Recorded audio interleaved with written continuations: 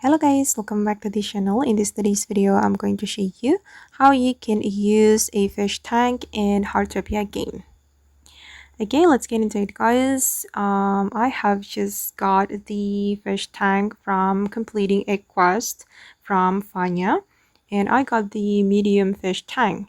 First of all, you need to place the medium or any fish tank that you have in your house. You just need to click on place, and then I'm going to place it outside my house. Okay, I'm going to place it here, and you're going to click on the check mark like this.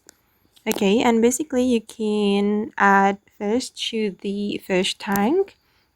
You can click on this fish icon and select the fish that you want to place in the fish tank. And I'm going to select my frost spore fish. Okay, and also this seahorse. And once you're done selecting the fish, you can click on complete. Okay, done. And okay guys, that's how you can use the fish tank in Heartopia game. I hope this video will be useful for you guys. Thank you so much for watching and bye.